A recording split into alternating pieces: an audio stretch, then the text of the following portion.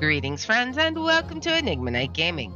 My name is Liara, and I will be your guide in today's adventure. Today, we are playing the Great Ace Attorney Chronicles, and in today's episode, we're gonna have to poll the jury and find out why they're voting against Mr. Natsume. Is this just peer pressure? I don't know. Let's hop in and ask the jurors what they have to say for themselves. Alright. For pity's sake, that little Nipponese oddity already admitted it himself, didn't he? If he said that a woman in a green collapsed before his eyes, why, it can only have been the victim. The man wouldn't have gone around the houses on his way back from the bookshop, not in winter. So the poor woman was attacked from behind, was she? How dreadful. I really don't care. Can we just wrap this up now? I've got work to be doing. Your books, yes. Nice shop, that. But bourbon books? No, not worth a visit.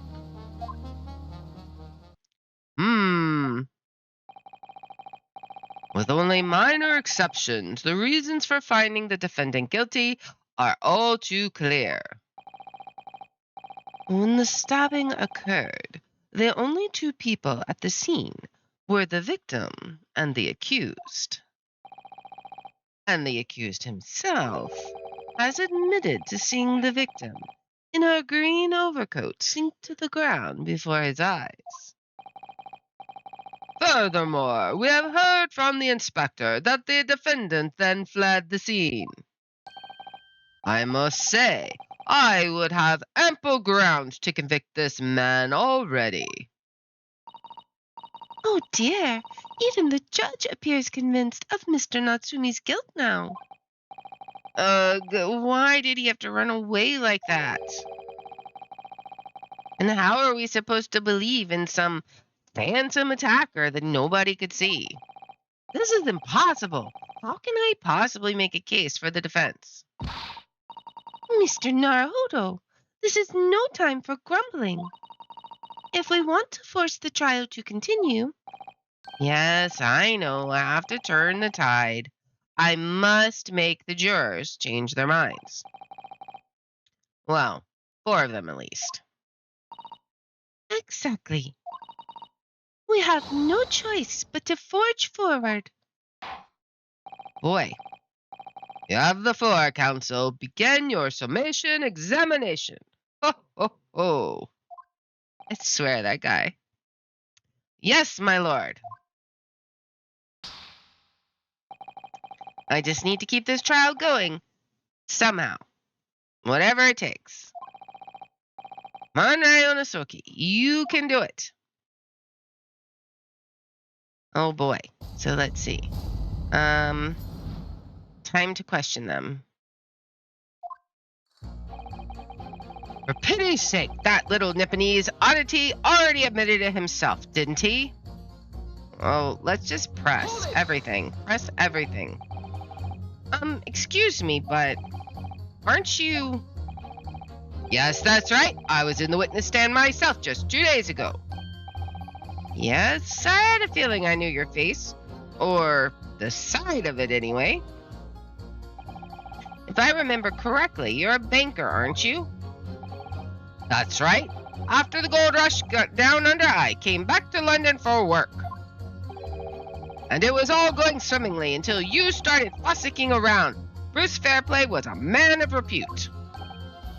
Sorry? Don't think I've forgotten how you treated me the other day. You had me and that young hatter pegged as criminals. Oh, well, you know. Water under the bridge. Now there's all sorts of rumors buzzing around, and the police have been badgering me non-stop. If I could turn back the clock... Well, anyway, I don't know about the hatter, but at least I'm in the clear now. And free to make up my own mind about who's guilty and who isn't. Thank goodness. Alright, maybe I might struggle to change this man's mind, given our awkward history. Oh dear, I wonder what's become of Mr. First now. If he said that a woman in green collapsed before his eyes, well, it can only have been the victim. Are you sure about that? It couldn't have been anyone else in the entire city wearing green. You're right about the time of the incident. The defendant admits to having seen someone wearing a green overcoat walking ahead of him. Well, quite. That's precisely my point. Clearly, that someone wearing green was the victim. And clearly, that funny little Nipponese man with the disturbing mustache is the culprit. But let us not forget, madam, the defendant vehemently denies attacking the woman. Why, of course he does. If he admits to stabbing her, his life is over. The man is obviously a liver-faced coward, honestly claiming the woman simply collapsed before his eyes. But if that's a lie, as you're suggesting, do you not think he would have concocted something more credible? Oh, I really couldn't say. After all, you are foreign. Who's to say what goes through your funny little minds? Wow, lady. I can tell you what's going through my funny little mind right now, but you wouldn't like it. I imagine not. Probably not, right, Inosuke? I do declare the man has already made the admission. He himself has stated that there was nobody else around. Surely the conclusion is obvious. No one else could possibly have committed this awful crime. Ugh. If no one else could have done it, the accused must be the man. Really, it couldn't be more simple. Your argument is compelling in its simplicity, I must admit. Oh my, you are too kind, my lord. Well, that went well for her. The man wouldn't have gone around the houses on his way back from the bookshop. Not in winter. I wonder, we have a pit option. I should can we pit? Okay, we gotta pay attention. I think we're gonna have to pit someone against someone else, but who? I don't know, but let's press him. But you can't deny there are other routes Mr. Natsume could have taken back from your books. Oh, yes, like if you drew on a map, you mean. What was it? Calabash Road or something? Precisely. But it seems to me that what counts is whether the little Japanese fellow actually went that way or not. Well, yes, that's true. And at the moment, there's no proof that shows us he did, is there? I don't know, is there? Well, yes, that's true as well. And as I understand it, the accused himself doesn't remember which way he went, does he? Well, yes, that's annoyingly true. Winter nights are dark and cold, so the way I see it, you'd want to get home as quickly as possible. Well, yes. Why is all this true? So really, the only thing that makes sense is he went home along Briar Road. I'm supposed to be convincing you here. I have given it a lot of thought, you know. I didn't just make up my mind on a whim the way he did it. I mean, if there was some logical reason why he might have gone the Calabash Road way, it'd be different. I'd be happy to reconsider my position in that case. Honest, I would.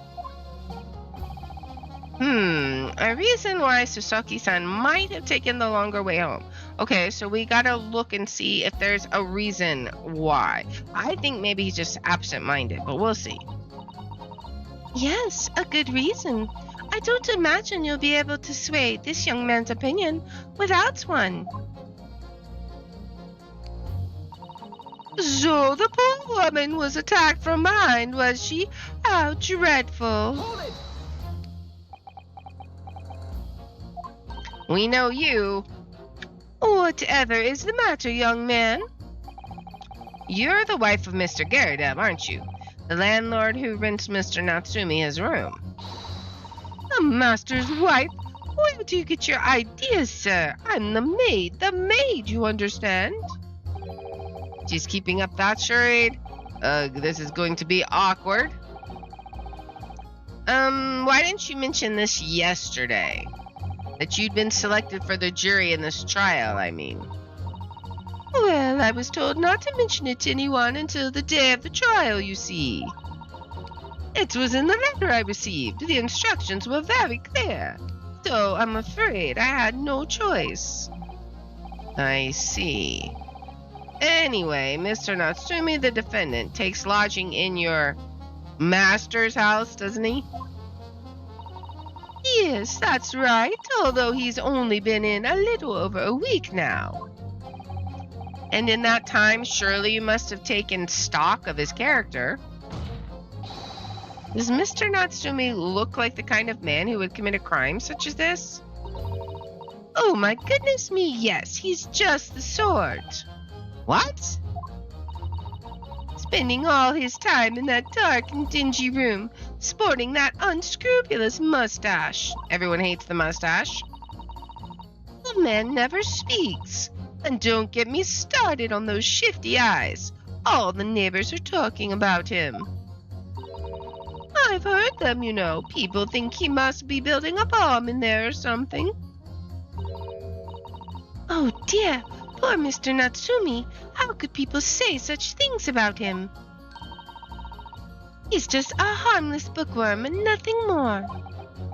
Well, you just called him a worm, so... Anyway, I'd better be careful about inviting this maid to speak. She said enough things already. Oh, boy. I really don't care. Can we just wrap this up now? I've got work to be doing. Your books. Nice shop, that. But bourbon books? No, not worth a visit. I totally forgot to press the other guy, but I think it's going to be this guy versus the other guy that we pit together. But let's press him. Sorry? Fold it, you say? Fold what? No. What I said was hold it. What I wanted to ask was, do you visit your books often? I like the old books they have in there, yes. I enjoy reading them over a nice cup of old tea. That's my daily routine, you see. Same thing every day, including the day you're talking about. And at what time did you visit your books on the day in question? Well, I was picking out books in there all afternoon, and it would have been just before 5 that I left.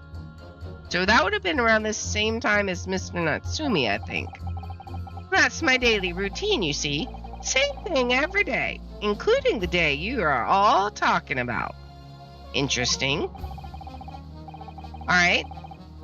Just before 5, you say, exactly when the victim was attacked. Are you sure about the time? Oh, yes, no mistake there. I remember it well. I'm not about to forget that day in a hurry, not after the dreadful time I had. What do you mean? Well, I was walking down Calabash Road when I slipped on the ice and donked my head. It's always worse after the snow stopped falling. That's when it's most slippery. Knocked myself clean out, I did. I really thought my number was out. Wait a minute, let me get this straight. This happened on Calabash Road? That's right. I live in Cornpipe, you see. Heading down Calabash Road is the quickest way for me to get back from your books.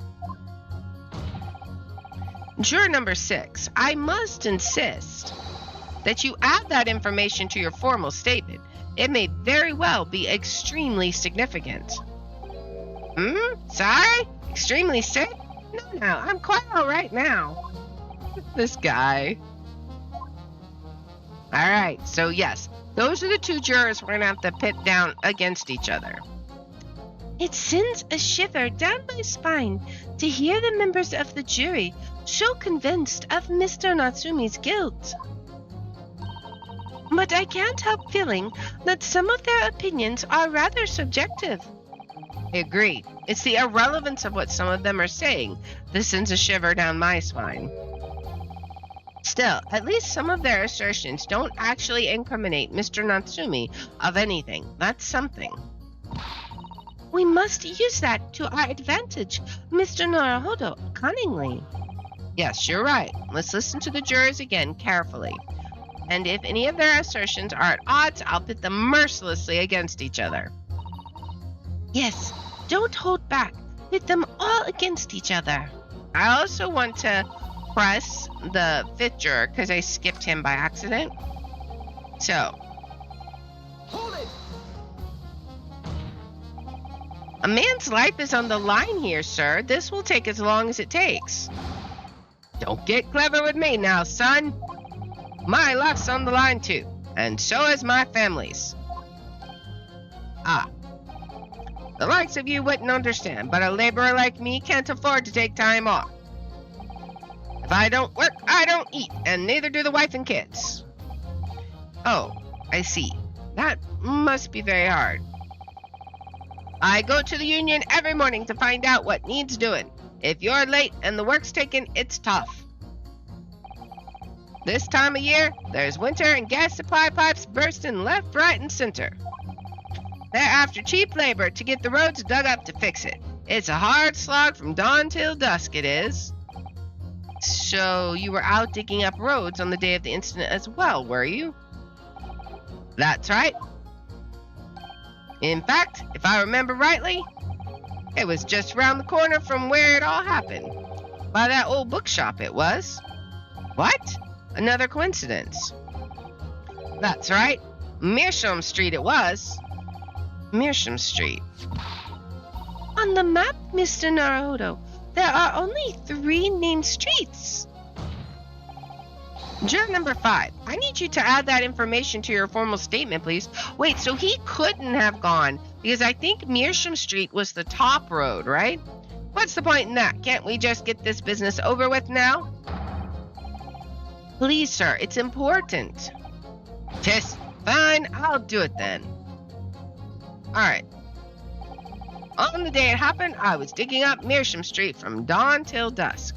Alright, so I want to look at the court record at the map. Because I'm pretty sure. Yeah, so he was digging up Meerschaum Street, and the other guy says he always goes down Calabash because it's more convenient. So I think that those two guys right there, they're going to end up pressing. So let's go ahead and pit him against this guy, right? So let's see what happens. Those two statements are clearly at odds with one another. At odds, counsel? Explain yourself.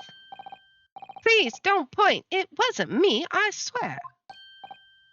What? I just want to get this done and dusted. Well, juror number 3?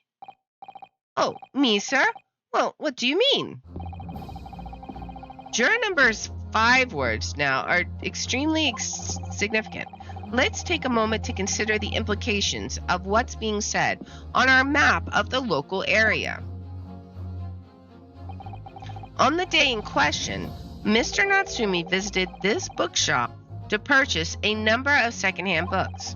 And on the same day, we now know there were works being carried out on Meerschaum Street, making it impassable, which means the defendant's route home could not have taken him along Meerschaum Street and down Briar Road. Oh, yes, of course. What do you think, sir? Well, yes, you can't argue with that really, can you? We must have had a good 2 yards or more of the pavement up. Every gentleman and gentlewoman that came along had to turn back and go the other way.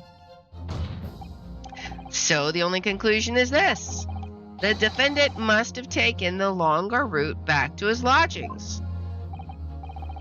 Yes, I suppose he must have. I suppose that must be right, eh? Juror number 3, you said the following. The man wouldn't have gone around the houses on his way back from the bookshop, but we see now that he had no choice. Yes. Okay, have we convinced him?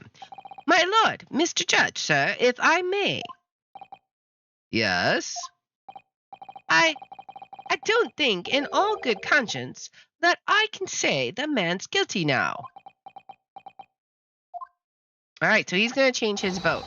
Yes, I'd like to see this trial continue so we can get to the bottom of what really happened. All right, here we go. Nice. That's 1. What about you, sir? Who, me? Well, all right then. If there's a hole in the prosecution's argument, it should be filled. That's what I say. All right. That's 2. Now let's see. Well done, Mr. Naruhodo. That was wonderful. We've managed to change a couple of minds at least. It's strengthened our position somewhat. Yes. Oh, whoops. Yes, and it will prompt the other members of the jury to reconsider their stance as well. They'll be asking themselves if their current leanings are really right or not. Now, if we could just identify one more clue or discrepancy that would make them stop doubting Mr. Natsume, we might be able to tip the balance completely. Yes, that's exactly what we've got to do. Van Zieks is looking to bring this trial to an early conclusion. That's what we have to prevent, by whatever means we have at our disposal. All right. Thank you, counsel. On with the summation examination, please. Yes, my lord. Okay, so we still have juror number 6, but who can we pit him against? I have to say, not guilty at this point, so we can see where this trial goes from here. All right. So the poor woman was attacked from behind, was she? How dreadful. Whether it's digging up roads or digging up the truth, you've got to see things through to the end, haven't you? I slipped over that evening myself on Calabash Road. I knocked myself clean out, you know. Okay, is that going to be juror 2, right? Because she's the one... Let's think about this. She's the one who said it had to have been him because there's no other option. Let's pit them together, right? If he said a woman in green collapsed before his eyes, right? So let's pit them against each other because that doesn't match. Those 2 statements clearly show a flaw in the juror's reasoning. A flaw? What are you talking about, counsel? Well, juror number 2, juror number 6. Ma, whatever do you mean, sir? He's just like, eh? I think perhaps the old man didn't hear you. Unbelievable. It's not like I was loud or anything. There is at least one fact of which we can be sure here. The bookshop receipt found in the defendant's room clearly indicates that on the day of the attack, he had been to your books and purchased a number of second-hand titles. He then returned home on foot. But the man says he had no recollection of his return journey. That's correct. But what he does remember is seeing someone appear in front of him on the way. Someone in a green overcoat who suddenly collapsed on the pavement before his eyes. Yes, we are all well aware of this. The poor young woman who was stabbed, obviously. Objection! Can we really be sure of that, madam? Ma, whatever do you mean? I'm sure you heard juror number 6's account of what happened to him that day. Did she just fall and slip on her own knife or something? That same afternoon, there was somebody else apart from the victim who was wearing a green overcoat and who fell over on the icy streets in the neighborhood. Oh my! Uh-huh. My goodness, you mean? That's right. I'm referring, of course, to hard of hearing juror number 6. He is wearing a green coat. Are you really suggesting that the person in the green overcoat, whom the defendant saw collapse in front of his eyes, was the jolly old gentleman on the end of the bench here with me today? That is entirely possible, yes. After all, the old man has a somewhat similar build to the victim. Well, look at that. My goodness me. Huh? Sorry? You need a pee? That guy, my goodness. And crucially, we know precisely where the old man in the green overcoat fell, which supports our alternative route theory as well. On Calabash Road. And therefore, if the person whom Mr. Natsume saw collapsing in front of him was in fact juror number 6, it means the defendant must have taken the long route back to his lodgings. And if that's true, then clearly the crime scene on Briar Road where the woman was stabbed was not on his way home. Oh my. Oh boy. So, you idiot old man, if you hadn't been so daft as to be roaming about there, we'd have boxed this off hours ago. And really, what were you thinking wearing such a befuddling coat?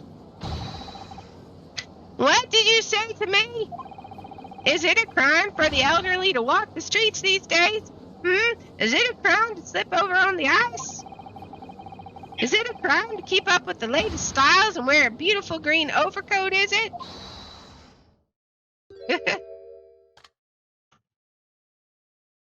She's got to put on her makeup. My lord, I do hope it won't cause any inconvenience, but... You'd like to change your leaning, I presume? I do declare that I would. I should like to call for a verdict of not guilty. Thank you. And I would too. What? Is it a crime to change your mind? Is it? Well. Well, there's our 4.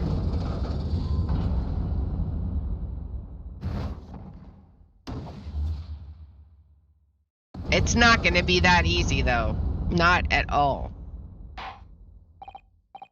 Well, that summation examination has concluded with a rather large shift in opinion.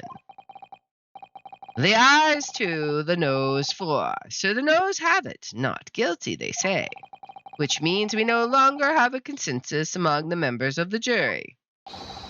The trial will continue. Objection! Of course, Dracula has an objection. Get your sustenance back. Could it seem churlish of me to drink from my hallowed chalice moments after raising an objection, only to crush it in disgust?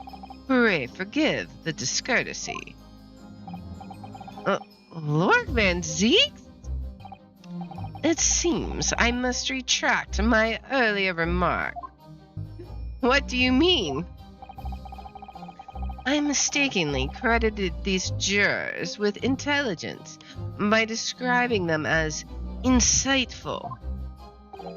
Yet we have just witnessed them falling for a cheap trick performed by an Eastern entertainer.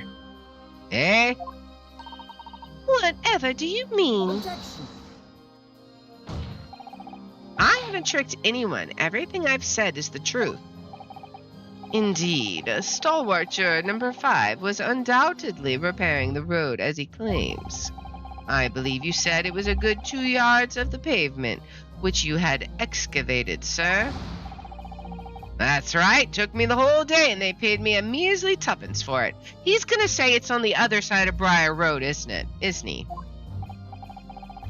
Now, my learned Nipponese friend, tell me, do you have any notion of the distance that 2 yards represents?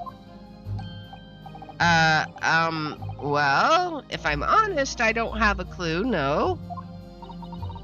2 yards is a little less than 2 meters. Less than 2 meters? That's not much at all. In other words, a distance readily vaulted by anyone of moderate vigor. Would you not agree, my stalwart friend? Eh? Me? Well, I can't say you're wrong, no. What? And did you perchance erect a sign to prevent pedestrians from passing the site of your works?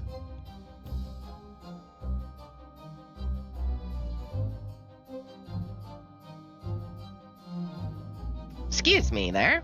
All right. Eh? I wouldn't dream of it. What a waste of time. No coaches would have had the hope of passing anyway, and we just turn any gentlefolk back when they come. Kids just jump right over us all the time. The accused is no gentleman, as far as I can see. I have little doubt, however, that he could spring over a 2-yard trench in his meandering around town. Ah! Is it true? Is it? The incontrovertible truth is that the books just purchased by the accused were found at the scene. There can be no doubt that on his way back to his lodgings, Mr. Natsume walked down a Briar Road. Ugh, crushed in a single sentence. I mean, I suppose it is possible somebody else bought the exact same books and went down that road, but it does seem less likely now. And, old man? Old man, you can talk! You say that around 5 o'clock on the day in question, you slipped and fell on Calabash Road. Pray, was there a suspicious-looking Nipponese behind you at the time? Oh, I can't say as I remember. You don't remember? How about a wager, my learned friend? You say it was this old man that the accused saw, but I would lay 1,000 to 1 against you being able to prove it. And with that, we're back to square one. Order! Order! Lord Van Zeeks, explain yourself! My lord, have you had such a trenchant argument up your sleeve? Why in the world did you not proffer it during the summation examination? I wanted to give this young foreign student the sightseeing experience he no doubt came for. I wanted him to see for himself how the opinion of the jury is so readily swayed. Ugh. But my very hospitality has its limits, and they have been reached, I feel. He's so arrogant. Throw off that cloak. So, my learned friend, today's sightseeing tour of London is now over. What? What are you talking about? My lord, the prosecution requests permission to call its next witnesses to the stand. Granted. Bailiff, bring forth the witnesses. It's Next witnesses? Mr. Naruhodo, do you not remember? We've been told on several occasions that there were eyewitnesses to the incident. Yes, I remember, one of them being a Scotland Yard policeman, no less. I'm afraid that's likely to be the prosecution's next witness. Alright, no matter who Van Seeks brings to the stand as his witness, and no matter what they say, I believe in Sosaki-san. I know he's innocent. And I'll keep believing to the very end until this battle is over. Alright, so we just got to keep the faith. What an interesting pair. Witnesses, please state your names and occupations for the court. He's asleep. They look like siblings. Constable Roy Bates, sir. Nothing to report on the street, sir. And he's back asleep. And I'm Mrs. Beat. Patricia's my name. I'm proud to say I'm the Youngtown hero's wife. Okay. They're married, but they look alike. That's weird. What's the story here exactly? Well, in truth, we've not been married long. In fact, we celebrated our first anniversary only the other day. I guess that's why they got stars in their eyes, right? He can't stay awake?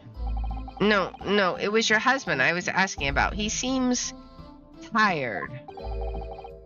Hardly surprising. Whilst being an honorable occupation, patrolling the beat is the most demanding work in the world. Oh, really? I'm sure I've heard that before, actually. Indeed, apart from rare days off, our gallant officers charge some 20 miles a day, you know. They patrol boarding houses and pubs and collect taxes, survey the streets, check the meters are reading true, and they're responsible for keeping the streets clean and lighting and extinguishing our streetlights. That might come into be important there, because he's passing out. If he was responsible for that street, maybe he didn't light up the street so that the murder could be seen. I don't know. That might be important to keep in mind. There are a number of items on that list that don't sound much like policing duties at all. I wouldn't be falling asleep on my feet. I'd have collapsed long ago. But it goes without saying that a policeman's primary duty is the apprehension of criminals. Even when he's off duty, a constable is expected to investigate and resolve any crimes on his beat. Mandatory unpaid overtime? For the London Bobby is a man of honor. And apparently a man of passing out. And a man of slumber, exactly.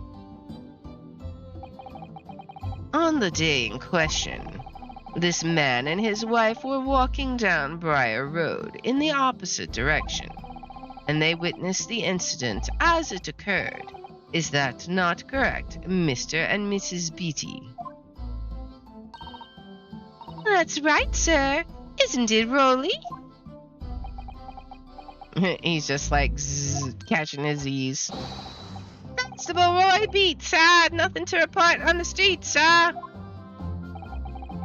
What a great witness he's going to be. Very good. I'd like to hear your formal testimonies now, please. You will tell the court exactly what you saw on the afternoon of the incident. Yes, sir! And immediately unconscious again. Alright, so what the witnesses saw. It was our wedding anniversary, and Rolly was taking me out for a meal. There was no time to change after work. Anyway, 2 silhouettes appeared out of the fog on the pavement in front of us.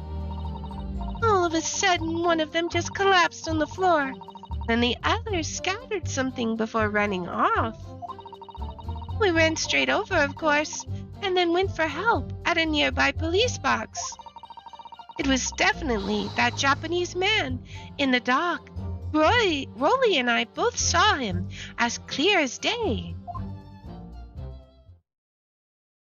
Okay. Well, this is extremely compelling testimony, I must say. Not really.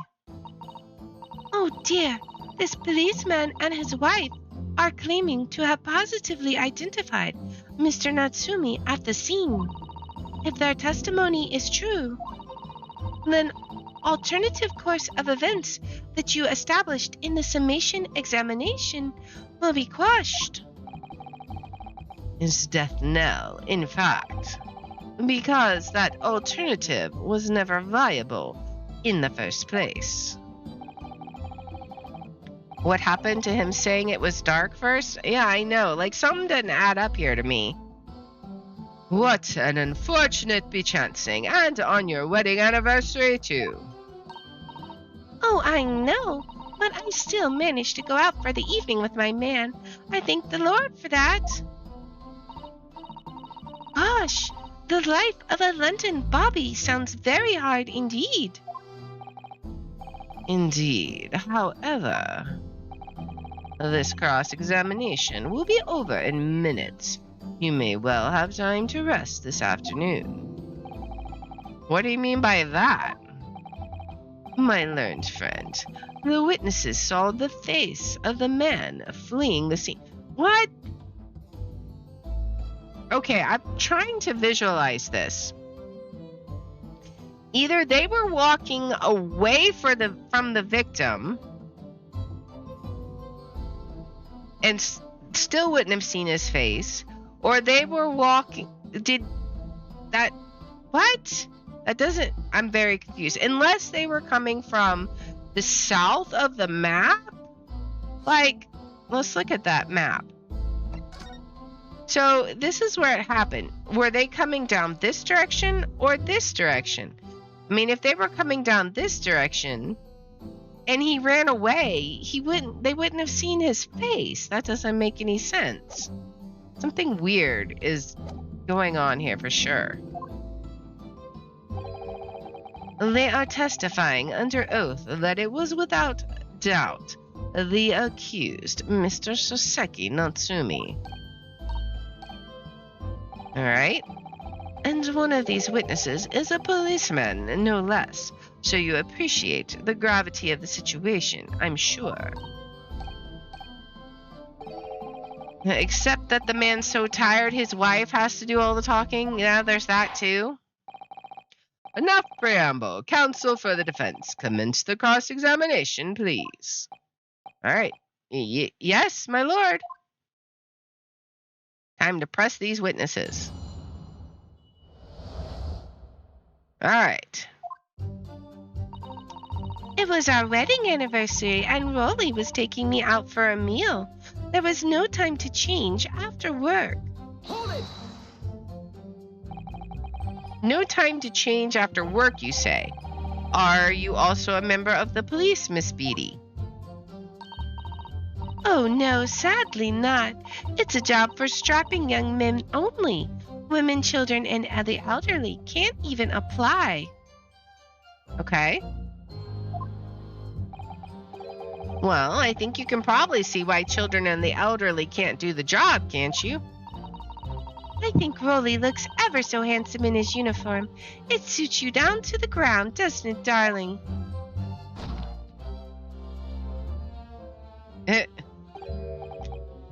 What? I just finished my beat. Pat and I were heading back to the station. I was actually planning on getting change there. Is he talking in his sleep? This is creepy. Oh no, Rolly, I much prefer you in uniform. Sometimes I don't recognize you when I see you in plain clothes. Oh dear, that doesn't seem healthy. No, it doesn't. It seems weird. Kindly adhere to the point. You were going for a meal after you had finished your beat for the day, correct? So many dumb ways to die. Dumb ways to die. All right. That's right, sir, yes. Although I was fit to drop, to be honest, after spending the whole day on my feet. But policing is my life, sir. As long as I'm the proud owner of this, I'll serve my city and my queen to the end. What's that now? My warrant card, sir. Proof that I'm a London copper. Can resist, yeah. It has the noble founding principles of the force written on it as a reminder to all us policemen of our sworn duty to patrol the streets of London town and uphold the peace of the common man. Sir, and for such noble cause I cover 20 miles every single day, without fail and without grumble, because I know that the plodding of my boots is all Londoners need to hear and to feel safe and secure. So, fighting crime doesn't appear to come into it then. But, sir, just on that one particular day, I was looking forward to celebrating my wedding anniversary. Mrs. Beatty puts up with a lot being married to a bobby like me. I wanted to show my dear wife how much I care. Oh, Pat. Oh, Rolly. Oh, disgusting. Oh, what a charming couple. Their young love is such a joy to behold. If a little over the top, perhaps I'm with you, Ryonosuke. And then kindly describe what happened next. Anyway, two silhouettes appeared out of the fog on the pavement in front of us. Hold it! Okay, out of the fog, you say? Two silhouettes. That's right. They were coming towards us, walking up Briar Road in the opposite direction. There was a rather plump figure, followed by a scrawny, thin-looking man. That does sound exactly like the victim as pictured in the print, and like Mr. Natsume. Yes, unfortunately it does. And you're certain that at the time there was nobody else nearby? Oh yes, quite certain. It was dark, but there are streetlights on Briar Road, you see. There was nobody else around at all. Isn't that right, my darling?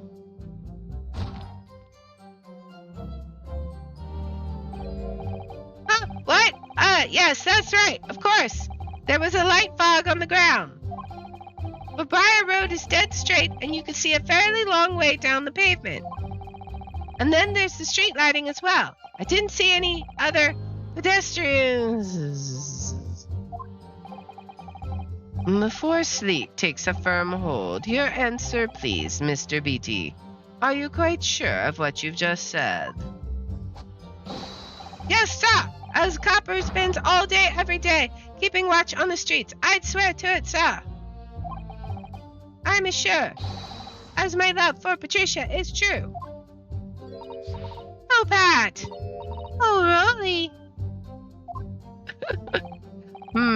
They're still maintaining there was no one else around than the victim and the attacker. It's starting to seem like that must be how it really happened, except for they said fog, where you could see, and earlier, the other cop had said that it was a light fog, which meant you could see like across the street but no further. So maybe there was Mr. Natsume farther behind the other people, but you couldn't see him because of the fog. That's what I'm thinking. It's beginning to seem like there's nowhere to run. Well, that didn't stop Mr. Natsume, did it? He fled the scene all too convincingly. Thank you. I believe we have a reasonably clear idea of the situation just before the incident now. What happened in the crucial moments that followed? All right. All of a sudden, one of them just collapsed on the floor. Then the other scattered something before running off. Scattered something. What do you mean by that? Oh, well, I couldn't quite make out what it was at the time. But then when we got closer, we realized what it was. Didn't we, darling?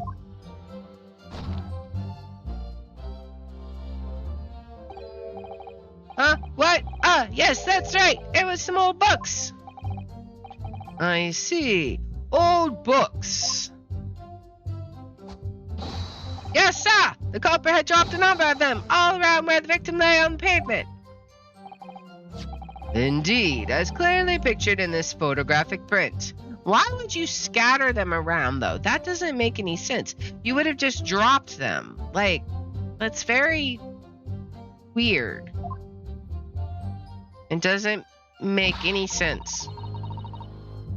That rotten Japanese man did that when he did the deed. Let's not forget that it remains to be established that the defendant was indeed the attacker. But we saw him. It was the man in the dock without question, sir. The mustache, the hunchback, the cat-like eyes, the taut mouth, the snub nose. Everything. Any more insults you want to throw in? That's right. He looked down at that poor defenseless woman with those terrifying intense eyes. And then suddenly threw his books onto the pavement and ran away. I see. This is tough. They seem as though they're telling the truth here. May I remind the court that this unambiguous testimony comes from a policeman and his wife. Now please continue. Yes, sir.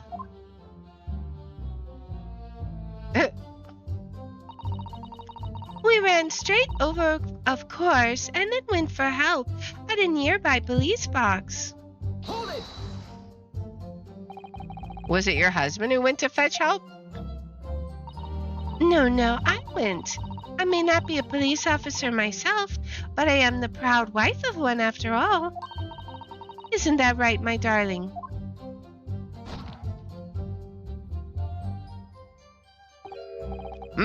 What? Yes, that's right. I asked Miss Beatty to go. I was off duty by that point. But a Bobby's never truly off duty, of course, so I felt obliged to stay and guard the scene. Very laudable, Mr. Beatty. Preserving the scene of a crime is a task of considerable importance. I'm sure he did a great job passing out on his feet, too. That's why I sent Patricia, you see. I told her where to find the right police box. Forgive my ignorance, but what do you mean exactly by the right police box? Depends on a crime's location, you see, as to who deals with it. Where the woman was stabbed wasn't actually on my beat. So I told Patricia the way to the police box for the beat that the incident fell under so she could go and report it. I ran there as quickly as I could and asked for help from the Bobby on duty. There's nothing more potent than a young couple in love working together, you know.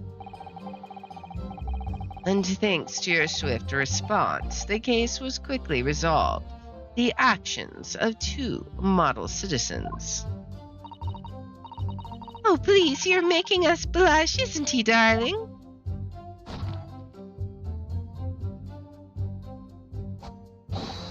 Yes, sir! What Patricia said, sir! Let's move on, shall we? It was definitely that Japanese man in the dock. Rolly and I both saw him as clear as day. Did you now? But surely you wouldn't have been able to see his face by the light of the gas street lamps, would you? We absolutely could. Us Londoners have exceptional eyesight, I'll have you know. Right. The light from the street lamps was more than enough. And my husband already told you that the fog was only light, didn't he? Yes, and what of the fog? We're famous for it across the globe, I believe. But it's an absolute menace to those of us who have to live with it, of course. Oh, it is. It is. When it's thick, you can't even see the hand at the end of your own arm. Yes, all right, I take your point. Now could you stop shaking your husband about? The constant fog makes our eyes very sharp, you see. That's why we can tell you for sure and certain that it was that little Japanese man we saw. Can't we, darling? She's just gonna jerk him around. Huh? What? Ah, yes, it was the accused, and no mistake. The mustache, the hunchback, the cat-like eyes, the taut mouth, the snub nose. Unmistakable, sir. As far as this couple's testimony is concerned, there can't be any question. He's gonna die of whiplash, right? It was Sasaki-san they saw running away from the scene of the crime. So that's it, is it? Their entire testimony? What do you think, Mr. Naruhodo? Well, I hate to admit it, but on hearing the testimony, it really does seem as though Mr. and Mrs. Beatty saw what they say they saw. Mr. Natsume running away from the scene on Briar Road that day. Yes, I feel the same. So if that's true, where does that leave us? The members of the jury are sure to call for a guilty verdict after this testimony. Oh no, then what do we do? If Kazuma-sama were here, What are you trying to say? I think he would try to find a contradiction somewhere else within their testimony. What do you mean somewhere else? Their statements about seeing Mr. Natsume is unequivocal. Calling that into question won't help. But if you could identify some other part of their testimony which appears to contradict the facts, you might be able to discredit them to make the jury doubt if the pair's memory of the day is accurate. Oh, right. Okay, so what I'm thinking is that she said she couldn't see what was on the ground. It was the books, but then she could clearly see his face. So to me, that seems like that's going to be the contradiction, right? But simply, we must focus on finding a discrepancy in these statements somewhere. If we don't, I'm afraid the trial may reach an early and unfavorable conclusion. Why do I always seem to be so up against it? Because that makes it fun. Mr. Lawyer, sir, can I ask you something? Oh, yes, of course. What is it? Well, you keep asking us all these questions about everything we've told you, so... It seems like you don't believe our testimony. Is that right? Is it? Well, out with it. What? No. Oh, no, it's really not that at all. My husband's a policeman, remember? And I know what I saw. I remember every last detail. Everything. Like... Oh, I know. What about the books the man dropped? I could tell you the names of every single one I could. Every single one. And you dare to question how reliable my testimony is? That will do, Mrs. Beatty. No, it won't do at all. The Japanese lawyer has no idea what I'm capable of. Even if I decide to forgive him for insulting us, don't think for a minute that Rolly will.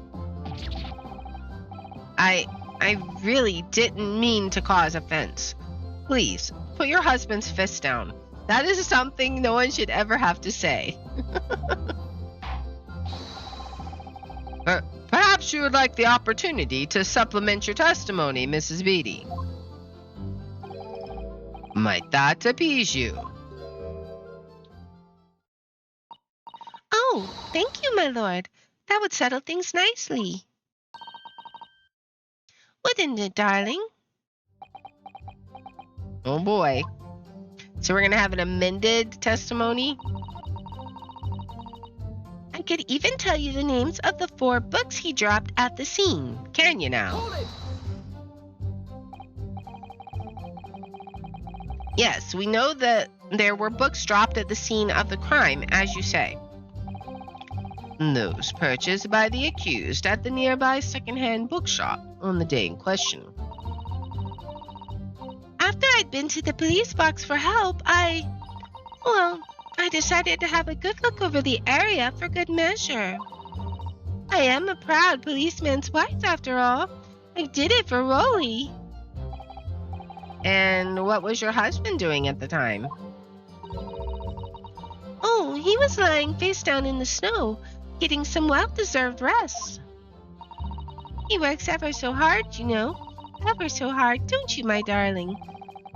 Interesting way of guarding the scene of the crime, my thoughts exactly.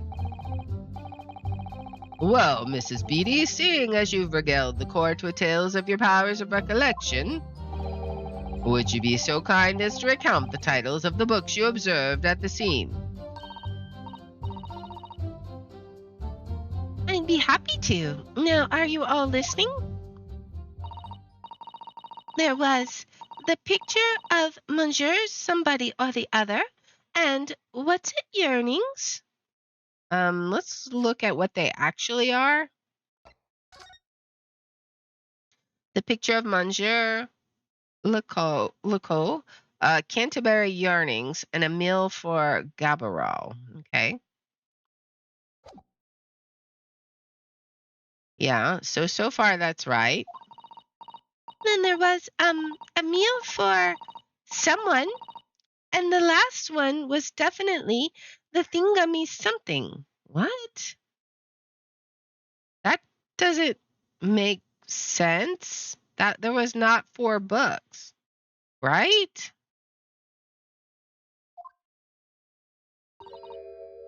You see? There's only 3 books he purchased.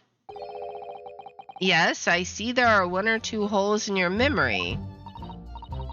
Oh, well, they were along those lines, I'm quite sure. There were indeed books found at the scene with titles along those lines, as you put it. Well, what did I tell you? So I think it's very mean, the way you've been implying that my testimony can't be trusted. Don't you agree, darling?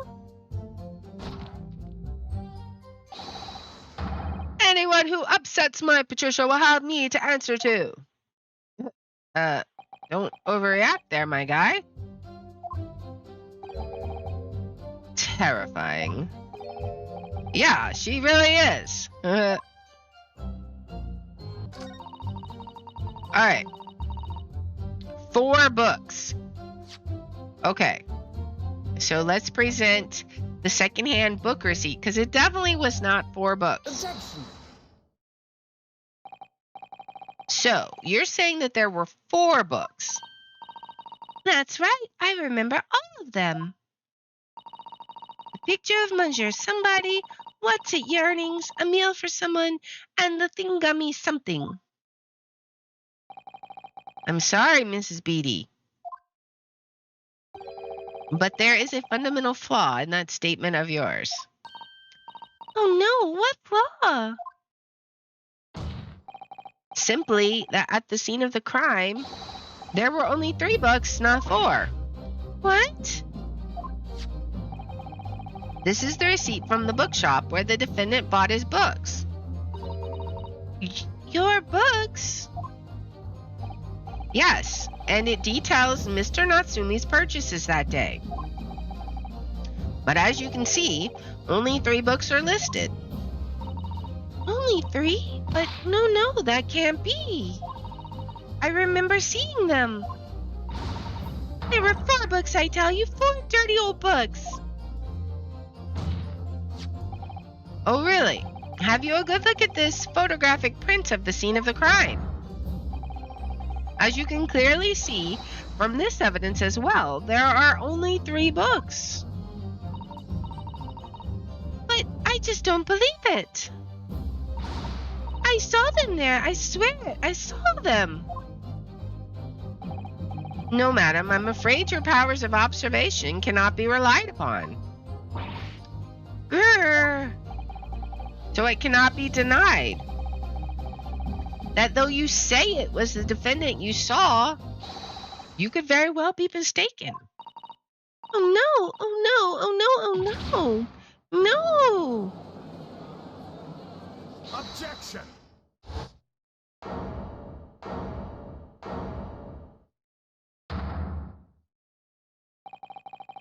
It is plainly evident that it is your powers of deduction that cannot be relied upon, my learned Nipponese friend.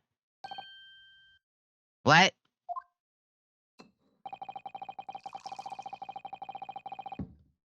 What cannot be denied is that these 2 witnesses saw the accused running from the scene. A fact you know very well you have no hope of disproving. So you've striven to avert attention from that by dint of some inconsequential discrepancies. Would that be fair? Ugh, he sees right through me. But your plan has somewhat recoiled against you. What are you talking about? It's quite simple. Let me explain with a toast. To the policeman's wife, in her entirely accurate testimony, in every respect. Is the 4th book, like, in the satchel? Oh. You see, the matter is not up for debate. At the scene of Briar Road, a total of 4 books were most definitely found. Objection! But what about the photographic print? It only shows 3 books. Quite right. Only 3 can be seen in that print. That print? You mean to say... Allow me to present another, one that shows the victim's hand. The lion's pride? That still is nothing related to what she said. I don't believe it. It's the 4th book, as you will observe. The 4th book was hidden from view in the original print by the victim's torso. No, no.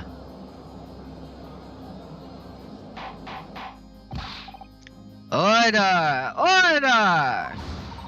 There, you see? Look at that. Look. Yes.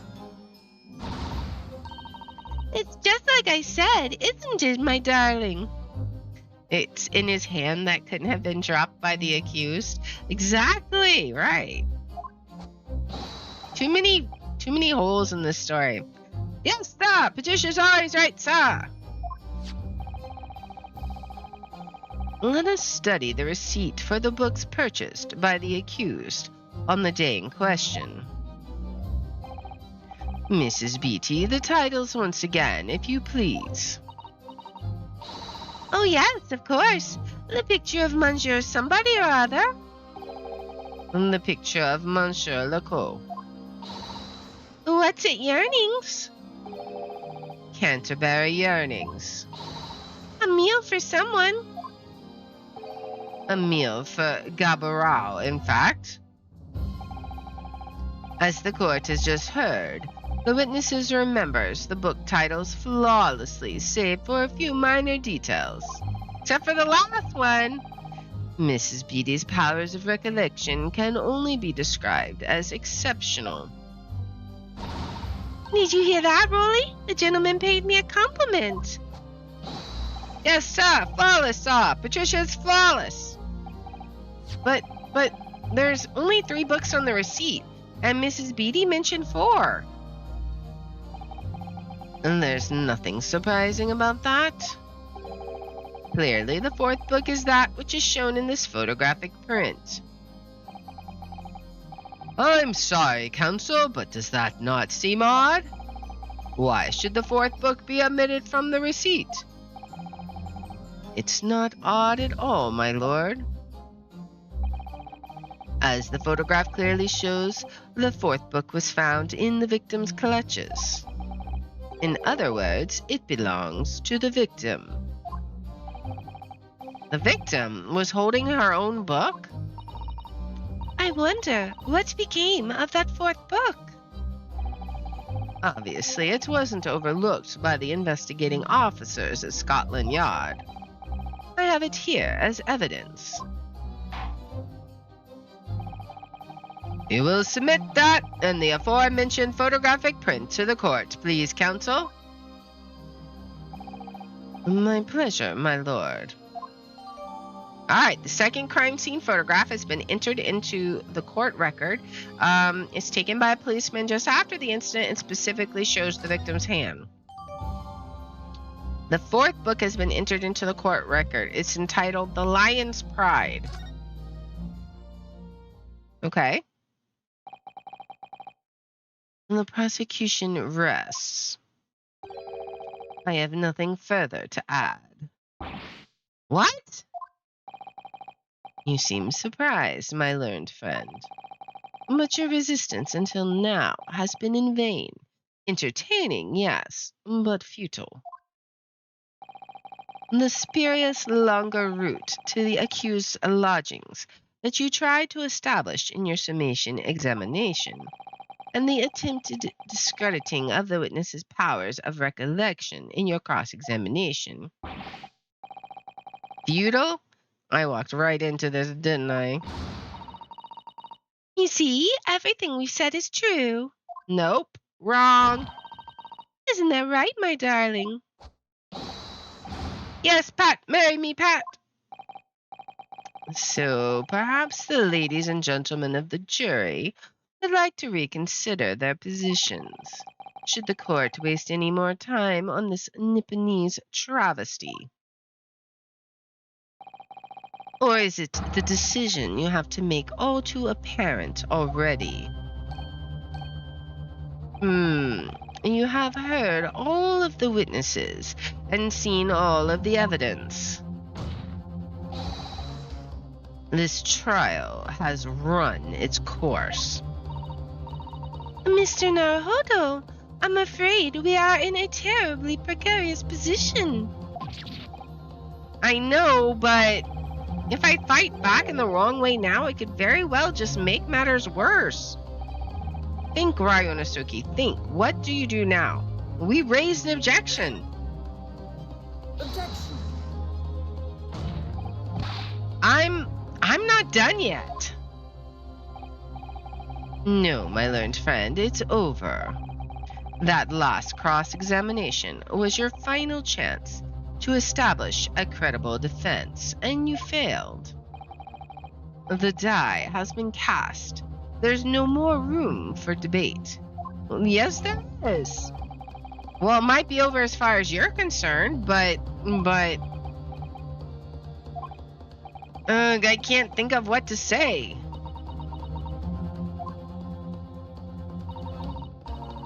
If I may, Lord Van Zeeks, it seems somewhat boorish to close down the debate at this point. Humph. Your insignificant little Eastern Isle must be a lawless hole indeed. For a lowly judicial assistant to have the audacity to intervene at a moment like this. Oh. That's it. I am, to my shame, still a very inexperienced lawyer. So you will have to forgive me, but I consider my assistant's advice essential and her opinions invaluable. Mr. Naruhodo. One of this land's great guiding principles is tolerance. So the court will hear you, madam. Go ahead, Mr. Sato, please. Very well. Pray, what insight can you give us? What have we all overlooked in this matter that you see fit to pursue further? Well, the court has been presented with new evidence, but only after the last cross-examination finished. I see. And you believe that this new evidence warrants further examination, do you? Mr. Naruto, what do you think? Of course it does. It's just possible that this new evidence might be the decisive proof we've been waiting for. The judge is sure to ask the members of the jury to announce their leanings in a moment. And of course, he's sure to ask you to explain what the crucial piece of evidence is and why. So we must take this opportunity to examine the newly presented evidence as thoroughly as possible. Yes, I understand. And thank you, Mr. Sato. This is it. So Sato-san has managed to win us one last chance here. I can't let it go to waste. And the defense wishes to present evidence, my lord. Very well. The defense may present one further piece of evidence. Evidence that apparently offers a profound insight into this case and has hitherto been overlooked. Alright, so let's look at the evidence. So this is... Okay, this is... Something is weird here, right? The book is burned here, but it's not here, right? Oh, it is. Okay. What is this? Oh, look at this. The book has been badly burnt. You're right. You'd never be able to read it in this state, especially not at the latter pages. I wonder, is this a book? Did it get thrown from the boarding house? Because remember, there was a fire there, and the bookshelf, which was right by the window, was badly burnt. I wonder if this was thrown out and hit her? I don't know. What a terrible waste. Judging from the scorched edges of the paper, I think the damage must have occurred very recently. A book recently damaged by fire. Why does this seem to raise a red flag with me? Okay. Alright. So, cover is badly burnt. And then there's the title. Let me see. It's a book entitled The Lion's Pride. I'm afraid I don't know any English literature at all. So it wouldn't be something I've heard. Wait a minute. The Lion's Pride? That's strange. I think I have heard of a book by that name before, and very recently too. It's a title I recognize too, Mr. Naruto. Yeah, I think this came from their library. I don't think there's anything else to examine here. But this is definitely the piece of evidence. Alright, let's present this. The evidence in question is what we can see from the newly presented photographic print of the crime scene. The fourth book found in the victim's hand. Objection! We have already discussed the fourth book at length. Other than it being in the victim's grasp at the time of the incident, no significance has been attached to it. Yeah, because you won't give us a chance, my guy. Pursuing the matter further would be a flagrant waste of the court's time, as you well know. Disagree. Hard disagree. Yes, I'm afraid, counsel, I must concur with the prosecution on this matter.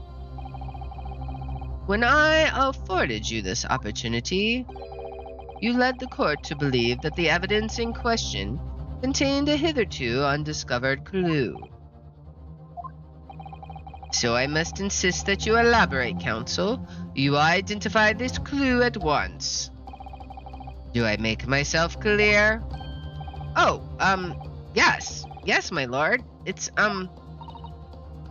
Mr. Naruhodo, I believe the prosecution is trying to avoid a thorough examination of the evidence, which means you may very well be on the right track. Yes, I think you might be right.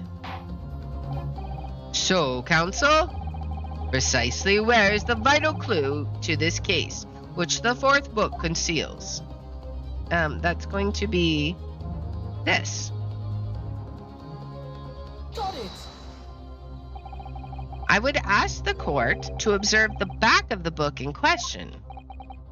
The back? What do you... Good gracious! It's been burnt to a crisp. So we have to ask ourselves, why was the victim clutching what is clearly an unreadable book? It is undeniably an extremely unnatural thing for her to have been doing. Oh boy.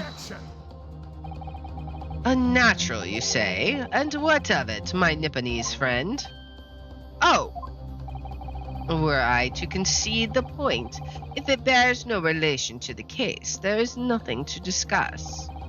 So, should you wish to assert that this fire damage is some veiled clue as to what happened that day?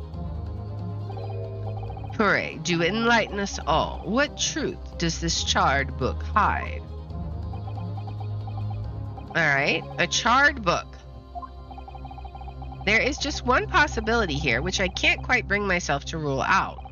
It's an outside chance, certainly, but worth a try.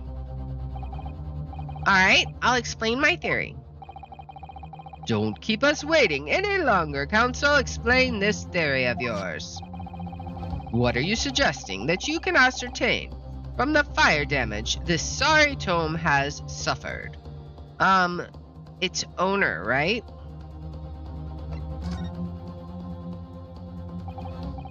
My lord, the burn on the back of this book reveals startling truth about the book's owner. I beg your pardon? But we already know who the book belongs to. The victim was gripping it in her hand as she fell to the floor after all. It's obviously hers. The question of how this book came to be in the victim's hand has yet to be answered. However, as to the questions of who the book really belongs to or where it originated, the defense has very credible answers. Good gracious, how can you possibly?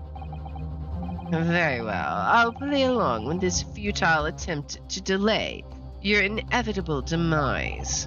But do remember, the members of the jury may well burn you if your little gamble goes awry. Counsel, the defense response here is very likely to influence the final outcome of this trial. So tell the court, who do you claim is the owner of this burnt book? It's, John Garadab. Take that! The answer is that the book belongs to the couple who own the house where the defendant has his lodgings. A certain Mr. and Mrs. Garadab. The landlords? And whether this is some extraordinary coincidence or some kind of fate at work, I don't know, but of all the people in London, one of the 6 chosen for jury duty in this courtroom today is none other than Mrs. Garadab herself.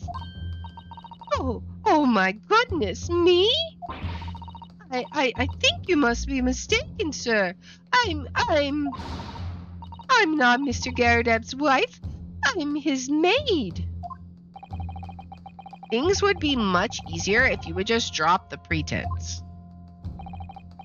Alright then, how about a simple question for you?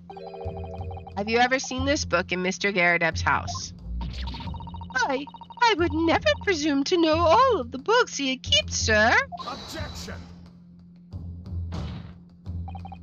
This is outlandish behavior. This woman is the accused landlady, you say? You implicate this hard-working member of the public.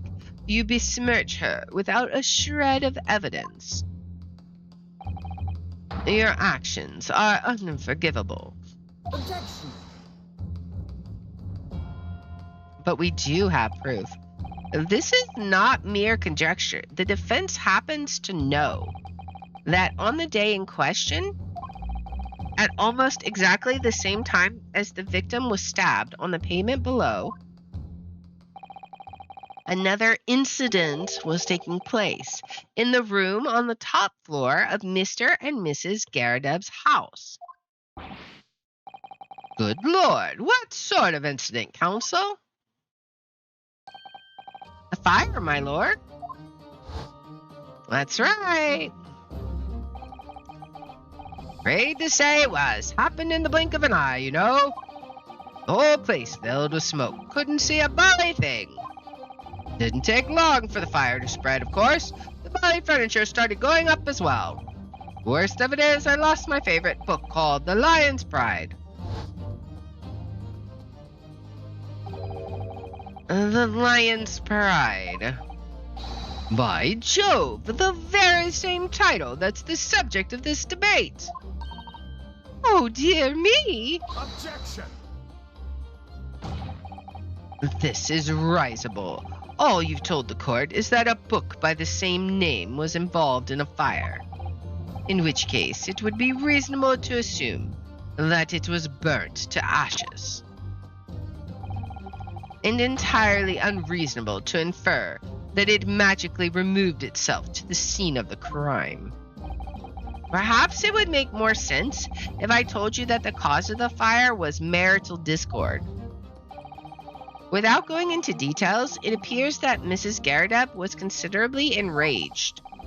Apparently, she continued to attack Mr. Garadeb even amid the flames. Oh, how awful! I can't even imagine being so horrid to the one you love. Can you, Rolly?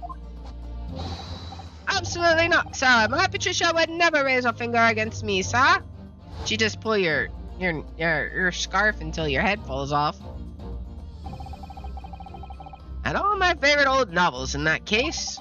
But as soon as the fire got a hold of them, that was it. Whoosh, up in smoke. Then the wife started hurling things at me. There was I, backed up against the window under heavy enemy fire, incendiary books coming 10 to the dozen.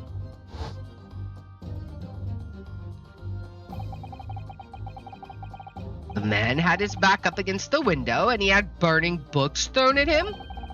Goodness gracious, are you suggesting that the book was thrown through a window and landed coincidentally at the scene of the crime? Objection! No, a thorough investigation of the surrounding area was conducted the very evening of the incident, and there is no report of the Garadeb's window pane being broken.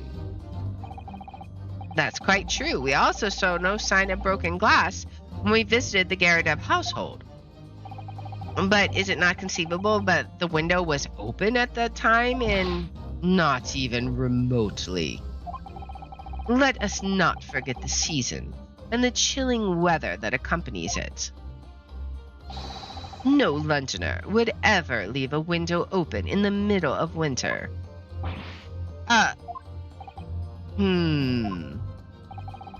Does the defense postulate that this scenario, in all seriousness, counsel? Do you earnestly claim that the book found at the scene was a flaming projectile thrown by Mr. Garadeb's wife? I believe that's a possibility, my lord. We gotta consider it at least. I mean, you can't just dismiss it. It's quite enough. Who said that? Oh, her. Well, I hope that everyone can see you for what you are now, you little foreign trickster. You call yourself a lawyer, but you're just a coward, a mean coward. Welcome in, Toad. Really? Claiming that our little tiff set the whole neighborhood alight. Honestly. Implying that I'm merely posing as a maid for appearance's sake. How could you? It's nothing to do with this beastly case, not any of it. All you've done is sully our family's name. No, I assure you that was never my intention. Dragging up an upstanding citizen's name through the mud simply to divert attention from your failing defense. I should box your ears, that's what I should do. It's utterly unforgivable. Too right. Here we go. How long have we sat here now listening to this Nipponese spouting out his fancy foreign theories? But think about it. At the end of the day, the only person who could possibly have stabbed the victim is that little hunchback with the mustache, and he ran away from the scene too.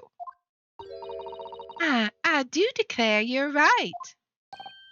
It's true. Yes, what did I tell you? Makes sense to me. Huh?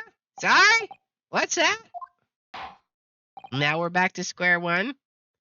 Well, it would appear that the ladies and the gentlemen of the jury are once again in full agreement. What is your position, Lord Van Zeeks? In truth, my lord, I feel these have been unnecessarily protracted proceedings. But then, one must always exercise patience in order to savor the best vintage. No, wait. The mystery of the fourth book still hasn't been... If books are your predilection, my learned friend, study them on your own time. You are a terrible lawyer, Micah. You're just an excuse maker. What? No, forgive the discourtesy this time? Ahem. In that case, ladies and gentlemen of the jury, you will now state your individual decisions regarding the defendant's culpability for the court to hear. Guilty. Guilty. Guilty. Guilty. Oh no. Guilty. Oh boy, here we go again.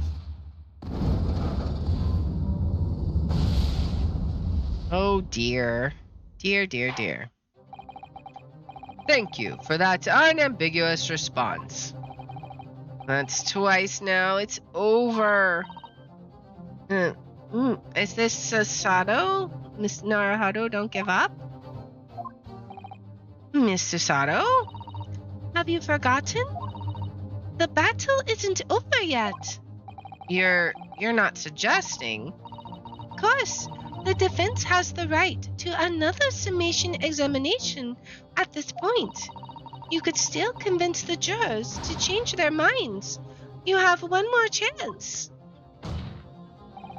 My lord, the defense has to exercise its right to a summation examination. You believe you still have tricks up your sleeve. I don't intend to trick anybody. I intend to uncover the truth. This is no time to be downcast. As long as there's a chance, I have to stay strong and determined. Oh boy. That is where we are going to call this one to be continued. So, what is our theory right now? Let's see. So I think the throwing the book out the window, that makes a lot of sense to me. Why would it be open? Maybe to let smoke out. Like if it was on fire, maybe he lifted it to let smoke out because they were coughing possibly. That could be a reason that we didn't examine. I don't know. But yeah, I mean, I feel like there's a lot of unanswered questions here. And it's going to be interesting to see what our next episode brings. So if you like this kind of content, please make sure to like, subscribe, follow, share, all that good stuff. If you want to watch live, we're on Twitch at twitch.tv/TheHour27. I have my schedule posted in the about and in the description. And if you want to see which games I'll be playing each day, I post them on twitter.com/TheHour27. And I hope you'll join me in the next one. Until then, guys, bye.